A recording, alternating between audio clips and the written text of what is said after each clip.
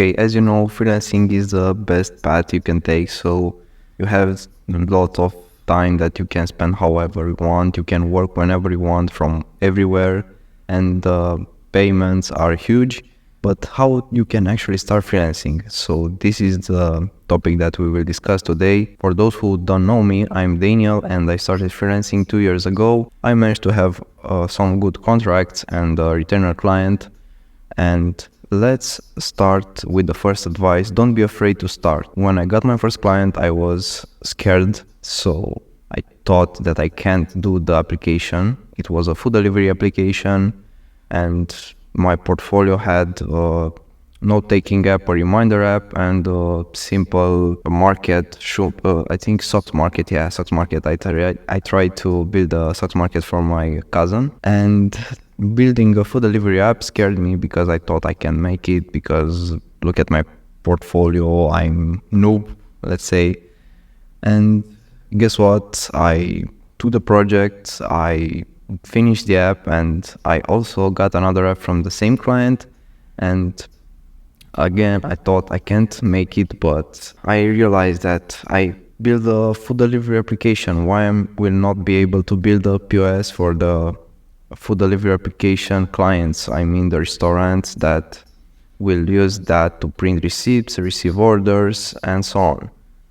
And again, I took the project, I finished it, and my confidence went to the sky. The lesson that you can learn from here is that if you already have a couple of apps built in your portfolio, you are able to build other apps from the ground, or to take existing projects and finish them. Another advice I can give to you is to have a nice looking portfolio. I mean, even the website or the applications are simple. You need to write some documentation about it, how you come up with the idea, how you build it. If it helps in a way, you should say that, and use screenshots to showcase your application. By doing that, the client will see that you have a nice portfolio and you invested some time in it, so it will take you a step closer to get the client, because someone with an ugly portfolio won't catch up his attention. But the third advice is to use in the beginning some freelancing platforms. You can start using Fiverr, freelancer.com, or Upwork.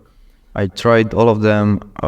With the Freelancer I got 0 clients, with Fiverr I got 1 client, and with Upwork I got some clients. And an important thing is to not depend on these applications, but it's a good way to get some clients, okay? So here is how I got the first client on Upwork. I started doing my portfolio, showcasing it on the website, and I updated my profile picture with one that has my face. I started to learn how to make a good description. I don't say that I'm a master of writing descriptions, but you can see my description here.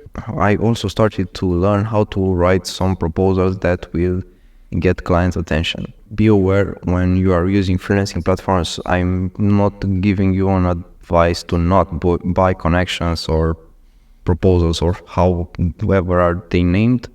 But when I used Upwork, I bought some connections and I used all of them, and I got 0 clients, even though my profile looked great, portfolio looked great, and so on. And when I started to not apply to clients, suddenly, boom, I got 1. So how this works, I don't know. He found my profile. He said that he saw that I have a nice portfolio, and he want to schedule a talk with me to see if I'm the best fit for the project. Okay, as I said earlier, you don't need to depend on these freelancing platforms, and just use them passively or rarely. Just update your profile. If you don't have points to apply on projects, you don't need to buy them, because I don't think it will change with something. And you should showcase your skills online to get more clients.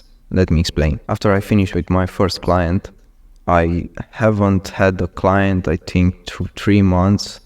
And then I started to write some blog posts, and I had a blog on Medium, shared some articles through the Discord community of the Android developers. And then I got a message in private that said, oh hey, I saw your blog and I really want to work with you if you can help me with a project. Then I was very happy because okay, my blog got a client, right? Another example is that my YouTube channel got a client. He was watching Philip Lackner's videos. Shout out to Philip Lackner for teaching me Android development.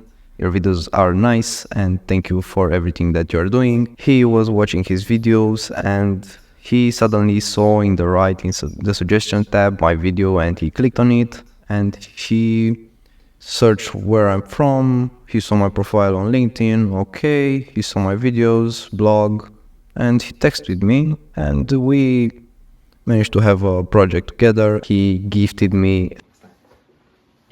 me this MacBook Pro, so thank you for this. So I suggest you to start having a blog or a Twitter account or a LinkedIn profile or a YouTube channel, of course, on which you are sharing your knowledge, and this will help clients to find you easier and you will showcase that you know what you're doing, right? And for example, you can have blogs or videos in which you are building applications and they see your video and they think, oh, this guy know how to build an application, and it will contact you. Another advice I can give you is about pricing your skills.